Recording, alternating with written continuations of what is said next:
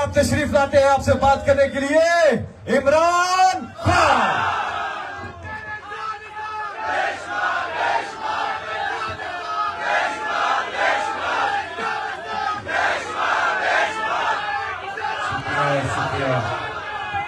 शुक्रिया।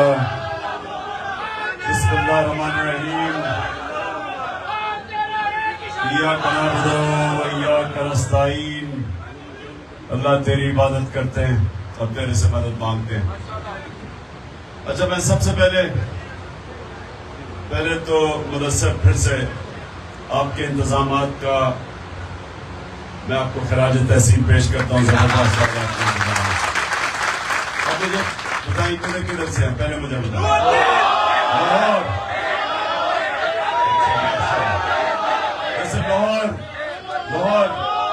सुनो, मैं सबसे ज्यादा आपकी ट्रेनिंग कर रहा हूँ और जब जरूरत पड़ेगी तो आपने सबसे ज्यादा आगे निकलना है।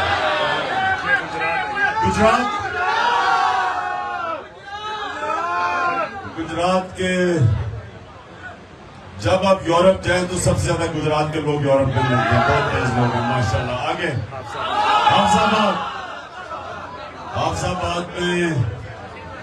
हाफजाबाद में वैसे मुश्किल वक्त पे मेरे साथ खड़ा हुआ है। शाबाश हाफजाबाद। आगे ये बनेर है सारा। माशाल्लाह। शाबाश बनेर। तीन सारा तीन है। माशाल्लाह। चित्राल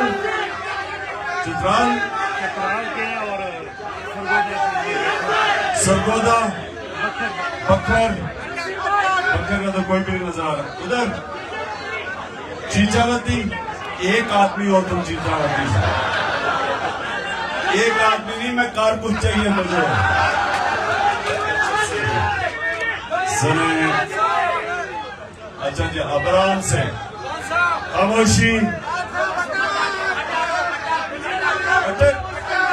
तीन ही सिर्फ आए हो।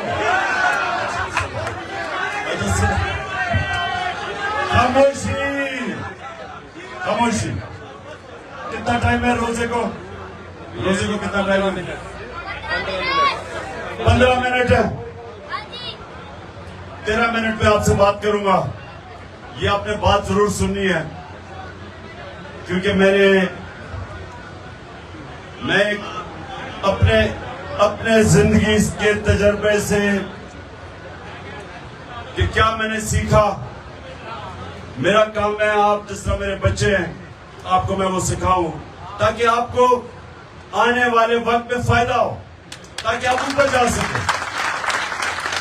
लेकिन सुनो मेरी बात, याद रखें कि अल्लाह ने इंसान को अशरफुल मखलूकात बनाया है, सबसे अजीम मखलूक। वो चाहे तो वो फरिश्तों से ऊपर चला जाता है और जब वो गिरता है तो वो जानवरों से भी नीचे चला जाता है।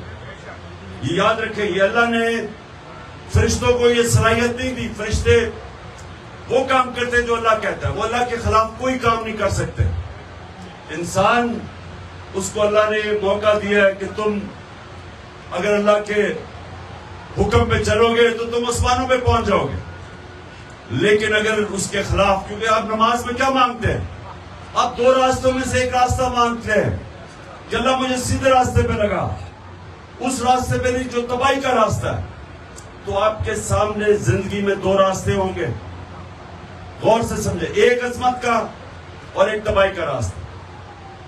तो अल्लाह ने सारे अपने पैगंबर दुनिया में भेजे थे आपको उस रास्ते पे लगाने के लिए जो आपकी अजमत का रास्ता है, जिसमें एक छोटा सा इंसान बड़ा इंसान बन जाता है, जिसमें जिस तरह मौलाना रूमी कहता है कि जब मैं तुम्हें पल दी है तो क्यों चूटियों की तरह रींग रहे हो?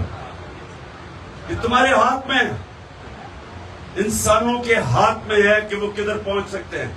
कौमों के हाथ में है कि कौम एक अजीम भी बन सकती है और बेकारियों की तरह दुनिया में वो आपका प्राइम मिनिस्टर कहता है कि मैं मांगने तो नहीं आया लेकिन मैं मजबूर हूं।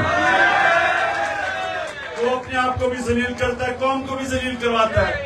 ये हमारे ऊपर है, ये आपके ऊपर है। नौजवानों, मेरे कारकुनों, ये आपके ऊपर है कि आप इस कौम को भी और अपने आप को उठा सकते हैं और तबाह भी कर सकते हैं, क्योंकि अल्लाह ने हमें दो रास्ते दिए हैं। जानवरों के पास दो रास्ते नहीं है, फरिश्तों के पास नहीं है, ये सिर्फ इंसानों को उसने दो रास्ते दिए हैं। हमें फैसला करने का उसने कहा कि तुम फैसला कर सकते हो, और फिर साथ उसने 5 वक्त की आपको नमाज इसलिए दी है कि मुसलसल अल्लाह से आप मांगे कि अल्लाह मुझे उस रास्ते पे लगा जिसको तूने नेमतें बख्शी हैं, जिसको तूने अजमत दी है, वो दूसरे रास्ते पे ना लगा। ये इसलिए कि आपके पास मौका है दो में से एक रास्ते पे जाने का। तो अब मेरी बात सुनो, मैंने अपने अब तजर्बे से आपको बता रहा हूं कि मैं दीनी आदमी नहीं था, मैं उस रास्ते पे हमेशा नहीं था। मेरी माँ, खास तौर पे मेरा बाप भी, लेकिन मेरी माँ सारा बचपन से मुझे कहती थी कि सोने से पहले कि अल्लाह से दुआ करो सीधे रास्ते पे लगाए। अब हम सुने मेरी बात, अब सुने अब मैं जैसे जैसे बड़ा हुआ तो हम फिल्में देखते थे, फिल्मों के अंदर हीरोज होते थे, हमारे स्पोर्ट्स स्टार होते थे, वो हमारे हीरोज होते थे। तो वालदा कह रही थी अल्लाह का सीधे रास्ते पे लगा, और जो हमारे हीरोज थे वो दूसरे रास्ते पे लगे हुए थे। ये आपके सामने भी आएगा, एक बड़ा रास्ता लगता है जी जबरदस्त है, वो दूर से फिल्मों से लगता है कि ओह ये तो बड़ी जबरदस्त जिंदगी है। तो ये हमें गलत फहमी होती है कि जो एक दफा, जो एक अंग्रेजी में है, तो जो सारी चीजें चमकती है वो सोना नहीं होती। जो आपको ये मिराज लगता है कि वो बड़ा जबरदस्त जिंदगी है, और मैंने हर किस्म की जिंदगी देखी है, तो मैं अगर आपके सामने कह सकता हूं, जिसने हर किस्म की जिंदगी के मैं देख के आपको बता सकता हूं, जो मैं अपने बच्चों को बताता हूं कि हमारा, देखिए जो माँ बाप होते हैं ना, माँ बाप फरिश्ते नहीं होते, लेकिन माँ बाप की कोशिश होती है कि अपने बच्चों को कम से कम वो बताएं जो उन्होंने गलतियां की वो ना करें, क्योंकि माँ बाप अपने बच्चों के लिए अच्छा चाहते हैं।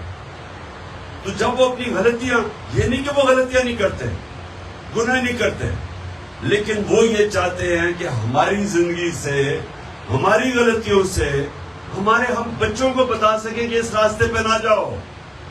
तो मैं उसी तरह आपको कह रहा हूं कि देखें, तो दो रास्ते, जो रास्ता हम चाहते हैं, जो हमें अल्लाह कहता है कि उस रास्ते पे जो हम दुआ मांगते हैं, वो रास्ता है हमारे नबी सल्लल्लाहु अलैहि वसल्लम का रास्ता।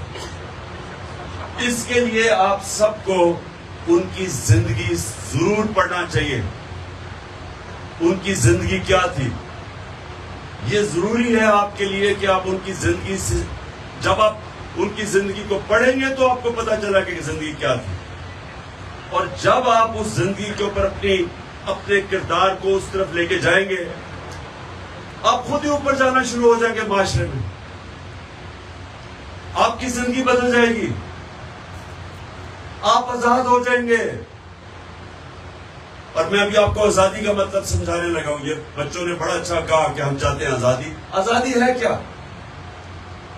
आजादी वो चीज है जो इंसान की परवाज ऊपर लेके जाती है।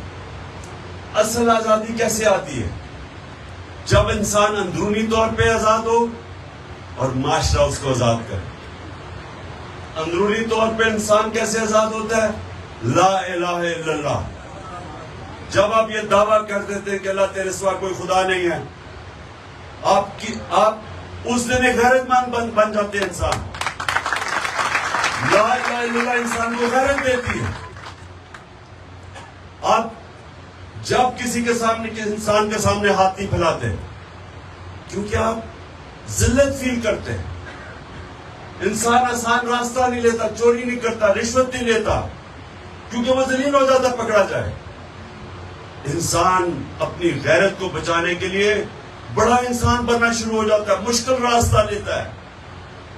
जो दो रास्ते आप मांगते हैं, नबी का रास्ता आसान नहीं है, मुश्किल रास्ता है। उनकी जिंदगी देखें, जद्दोजहद का रास्ता था। अल्लाह के हबीब को 13 साल मुश्किल तरीन वक्त मक्का में गुजारा, हर किस्म की मुश्किलें उठानी पड़ी। फिर जब मदीना गए फिर 5 साल और मजीद और मुश्किलें। जब रियासत संभाली तो बड़ा मुश्किल वक्त था, जंगे खंदक, जंगे ओहद, उम्मा खतरे में थी, आसान नहीं था। लेकिन अल्लाह ने जब हमें कहा कि उनकी जिंदगी से सीखो, तो क्या सीखा हमने? कि वो मुश्किलें उनको इतनी पड़ी कि आसान होती गई, वो ताकतवर होते गए, ज़हनी तौर पे और मजबूत होते गए। ये ऐसे, अब मैं आपको समझाता हूं कि अल्लाह ने इंसान क्या बनाया। आप जब एक वेट उठाते हैं, एक वेट उठाते हैं तो शुरू में वो बड़ा भारी लगता है, आहिस्ता आहिस्ता उठाते हैं वो आसान हो जाता है। फिर आप और भारी वेट उठाते हैं, आपका बाजू और तगड़ा हो जाता है, आपका जिस्म तगड़ा होना शुरू हो जाता है। उसी तरह आपका ज़हन है, जब एक चैलेंज लेते हैं, मुश्किल वक्त से गुजरते हैं, आपको वो अगले मुश्किल वक्त की तैयारी करवा देता है। जब मैं खिलाड़ी था तो मैं जब सबसे ज्यादा मेहनत करता था, जब मैं मेहनत करता था तो मैं कई दफा समझता था कि आज मैंने इतनी मेहनत की, मैं इतनी नहीं कर सकूंगा, लेकिन अगली बार वो उससे ज्यादा कर लेते थे, फिर उससे ज्यादा कर लेते थे। तो अल्लाह को इंसान ने ऐसा बनाया है, इलामा इकबाल का शेर है कि सितारों के आगे जहान और भी है, अभी इश्क के इम्तिहान और भी है। मतलब कि जब आप एक जगह पे पहुंचते हैं तो वहां रुकता नहीं है इंसान, उसके बाद फिर वो अगला चैलेंज लेता है, फिर वो अगला चैलेंज लेता है। इसलिए इस तरह इंसान बड़ा इंसान बनता जाता है। तो जो पहली आजादी अंदर से ला इलाहा इल्लल्लाह, दूसरी आजादी माशरा आपको आजाद करता है इंसाफ देके। जब माशरा एक मुल्क में अदल और इंसाफ कायम करता है तो कमजोर और ताकतवर कानून के सामने एक बराबर हो जाते हैं। ये मेरे नबी सल्लल्लाहु अलैहि वसल्लम ने सबसे पहले मदीना में अदल और इंसाफ कायम किया, जस्टिस, रूल ऑफ लॉ, कानून की हुक्मरानी, कोई कानून से ऊपर नहीं है। फरमाया कि मेरी बेटी भी अगर जुर्म करेगी उसको सजा मिलेगी। और फिर उन्होंने कहा कि तुम्हारे से पहले बड़ी कौमें तबाह हुई, जब ताकतवर जुर्म करता था उसको वो इंसाफ का निजाम नहीं पकड़ता था, सिर्फ छोटे चोरों को जेलों में डालता था, जो आज पाकिस्तान में है। कौम तबाह हो जाती है। उन्होंने तकरीबन 1500 साल पहले कह दिया था। लग रहा है कि हमारे मुल्क के मुतल्लिक उन्होंने कहा होगा कि कौम तबाह हो जाती है। यानी जब जुल्म का निजाम होता है, जब इंसाफ नहीं होता, तो हजरत अली का कौल है कुफर का निजाम चल जाएगा लेकिन जुल्म का नहीं चल सकता। आज मगरबी मुल्क, क्यों आपके लोग इतनी कोशिश करते हैं वीजा लेके वहां जाने के लिए? या बुरेर से कितने लोग मैंने बाहर कोई मलेशिया को कहीं क्यों जाते हैं? क्योंकि उनका निजाम बेहतर है, वसाइल पाकिस्तान में ज्यादा है, निजाम उनका बेहतर है, क्योंकि इंसाफ है। और जितना जितना इंसाफ का निजाम मुल्क में बेहतर होता जाता है, उतने ही लोग आजाद होते जाते हैं, उतनी खुशहाली आती है। मैं ये आप ये समझ लें कि जो पाकिस्तान का नंबर इंसाफ के दुनिया के निजाम में 140 मुल्कों में 129 है, 129 है हमारा, यानी यह इंसाफ नहीं है। और जो मगरबी मुमालिक हैं, स्विट्जरलैंड है, डेनमार्क, स्विट्जरलैंड नंबर 1 पे है, नंबर 2 पे है, डेनमार्क नंबर 1 पे है, वो खुशहाली है वहां, क्योंकि इंसाफ है, खुशहाल है। तो हमारी जो जंग हो रही है ये माशरे के लिए, हकीकी आजादी के लिए, हम अपने मुल्क में इंसाफ की जंग लड़ रहे हैं ताकि खुशहाली आए, ताकि हमारे लोगों को बाहर नौकरियां ढूंढने ना जाना पड़े।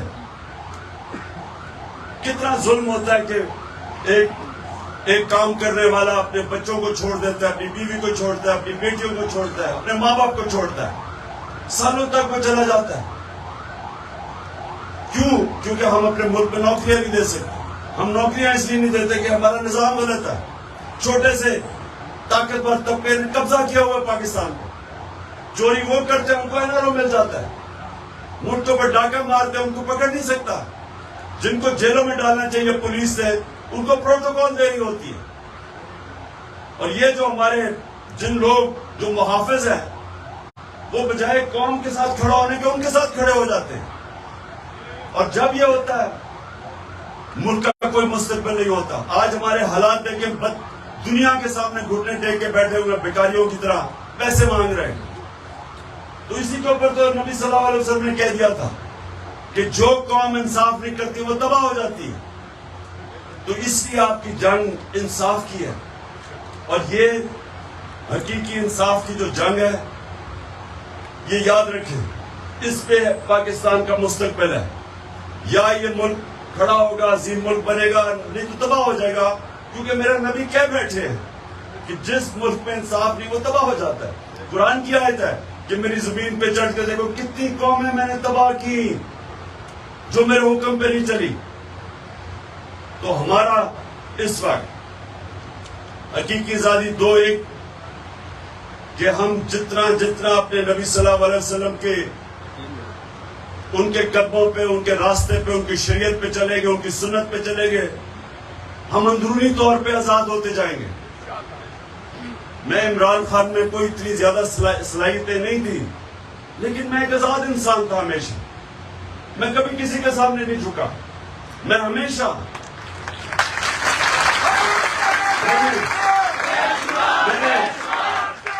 मैंने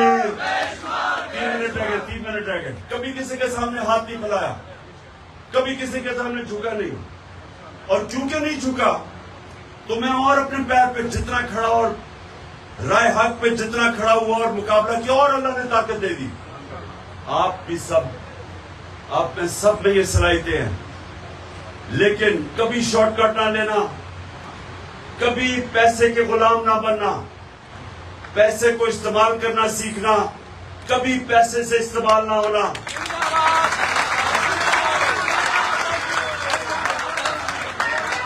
और कभी, और अपनी दो सलाहियतें, बस एक मिनट, 2 सलाहियतें अपने अंदर अभी से, और ये मेहनत करनी पड़ेगी आपको, पहले दिन नहीं हो जाएगा। सादिक और अमीन, सच्चा और अमानतदार, इंसाफ करने वाला, ये 2 जो सलाहियतें हैं, ये मेरे नबी सल्लल्लाहु अलैहि वसल्लम ने नबूवत से पहले की थी। ये इंसान को इज्जत देती है माशरे में, ये इंसान को बड़ा इंसान बनाती है। तो आपने मेहनत करनी है, आसान रास्तों से झूठ बोल के निकल जाओ, सच पे खड़े हो गए, सच तुम्हें ताकत देगा।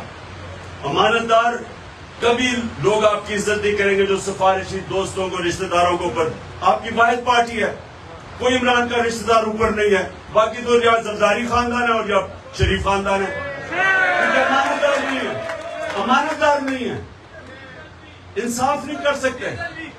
और डीजल के भी बचे हैं, उसके भी डीजल के भी जूनियर डीजल आ गए, और उनकी सबसे बड़ी खासियत यह है कि माशाल्लाह हट्टे कट्टे हैं सारे। और तीसरा, अच्छा जल्दी से दुआ मेरे भी ऊपर सही है, दुआ करनी है, रोजा खोल के 1 मिनट दुआ। मेरी जो अल्लाह से 4 दुआएं हैं, वो चार दुआ करनी है आपने। सबसे पहले कि अल्लाह, हाथ उठा, अल्लाह नहीं, अल्लाह पाकिस्तान को हकीकी तौर पे आजाद कर। दूसरी कि अल्लाह हमारे मुल्क में, हमारे पाकिस्तान में कोई इंसान भूखा ना सोए। तीसरी कि अल्लाह बाहर से लोग पाकिस्तान में नौकरियां ढूंढने आए। और चौथी, जो इंसान को खुददारी और गैरत देता है, अल्लाह हमें ला इलाहा इल्लल्लाह हमारे दिलों में डाल दे।